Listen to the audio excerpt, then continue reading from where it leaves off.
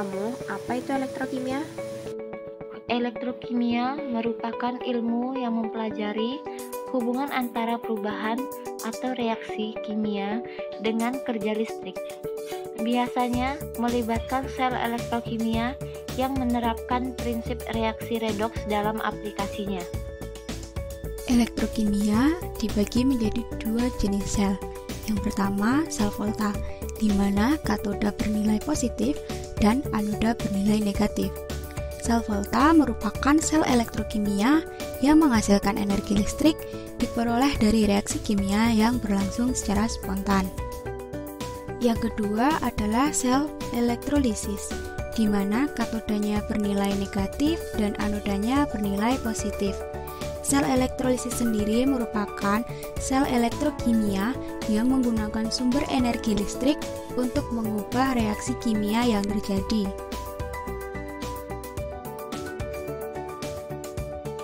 Sel volta dibedakan menjadi 3 jenis, yaitu yang pertama, sel volta primer. Sel volta primer merupakan sel volta yang tidak dapat diperbarui atau sekali pakai dan bersifat tidak dapat balik atau irreversible. Untuk contoh aplikasinya yaitu pada senter, radio, jam dinding, jam tangan, energi pada lampu, kalkulator elektronik, dan kamera. Yang kedua yaitu sel volta sekunder. Sel volta sekunder merupakan sel volta yang dapat diperbarui atau sekali pakai dan bersifat dapat balik atau reversible keadaan semula. Contoh aplikasi sel volta sekunder yaitu seperti aki, baterai pada laptop, dan baterai pada handphone. Kemudian sel volta yang terakhir yaitu sel volta bahan bakar atau fuel cell. Sel volta bahan bakar atau fuel cell ini adalah sel volta yang tidak dapat diperbarui tetapi tidak habis. Contohnya sel campuran bahan bakar pesawat luar angkasa. Contoh aplikasi lain dari sel bahan bakar yaitu untuk menggerakkan kendaraan seperti kapal selam dan beberapa jenis alat berat seperti forklift, serta contoh-contoh yang lainnya. Contoh aplikasi sel elektrolisis yang pertama yaitu pembuatan bahan kimia, yang kedua pemurnian logam, dan yang ketiga penyepuhan logam atau electroplating. Nah, di sini kami akan melakukan salah satu aplikasi sel elektrolisis yaitu pada proses penyepuhan logam dengan tembaga. Yuk kita lihat prosesnya. Alat dan bahan yang digunakan yaitu gunting, gelas plastik, sikat, korek api, kabel, baterai, air, pasta gigi, kawat tembaga, cincin, kalung, dan porselen. Cucilah kalung yang berkarat dan cincin untuk menghilangkan noda yang menempel dengan menggunakan pasta gigi agar korosi yang menempel dapat hilang.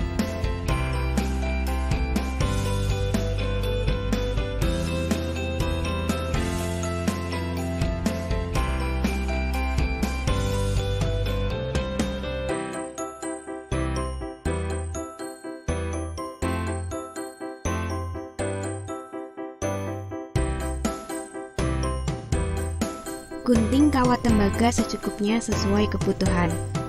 Gulung kawat tembaga yang telah dipotong agar memudahkan proses saat penyepuhan nanti.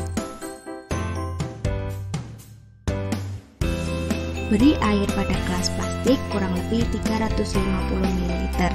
Kemudian masukkan porselen dengan takaran kurang lebih 6 sendok makan atau setara dengan 3 tutup botol porselen.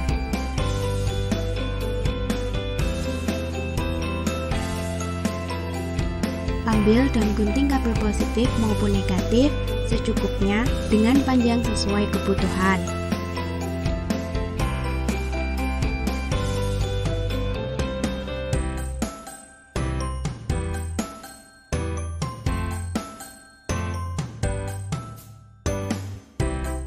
Ambillah 3 buah baterai lalu satukan dengan menggunakan lakban.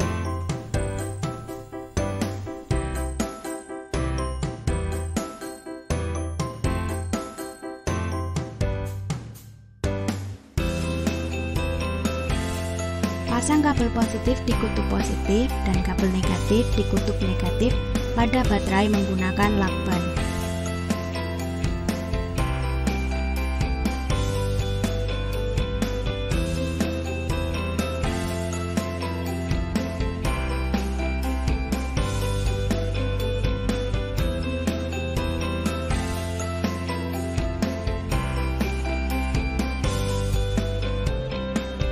Masukkan kabel pada benda logam yang akan dilapisi digunakan sebagai kutub katoda atau kutub negatif, dan logam yang melapisi digunakan sebagai kutub anoda atau kutub positif. Langkah selanjutnya, masukkan kawat tembaga dan cincin ke dalam larutan porselin secara bersamaan. Nah, selama proses penyembuhan dilakukan, goyangkan pada kabel negatif, yaitu benda atau logam agar dapat terlapisi secara merata. Setelah dicelupkan ke dalam larutan porselin, kemudian langsung celupkan pada gelas yang berisi air. Lakukan cara tersebut agar benda atau logam terlapisi secara merata. Kemudian keringkan dan bersihkan menggunakan tisu atau kain.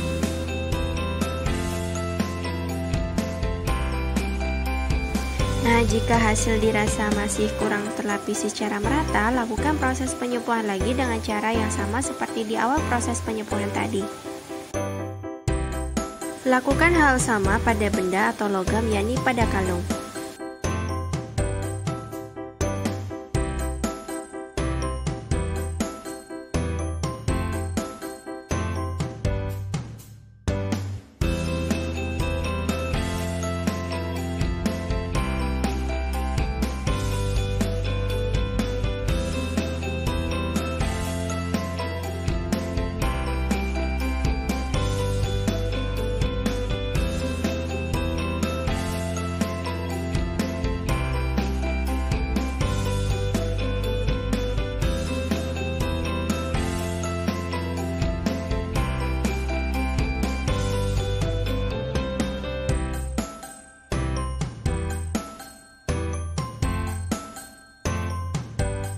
Bisa teman-teman lihat hasil dari penyembuhan dengan tembaga tadi?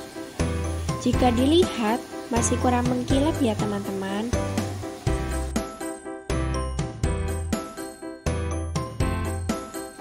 Nah, untuk itu, di sini kami melakukan cara dengan menyucinya kembali dengan pasta gigi agar hasil finishingnya dapat terlihat mengkilap dan bagus.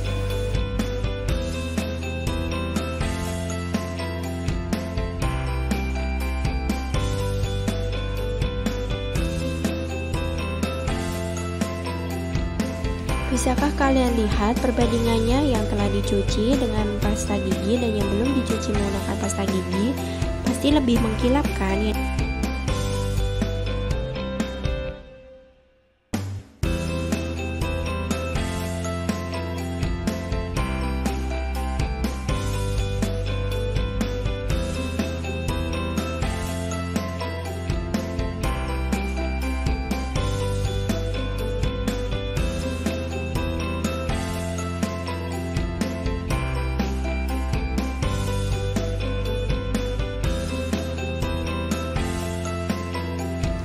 Nah, beginilah hasil penyembuhan dengan tembaga yang telah dicuci menggunakan pasta gigi. Hasil yang didapat tampak lebih mengkilap kan?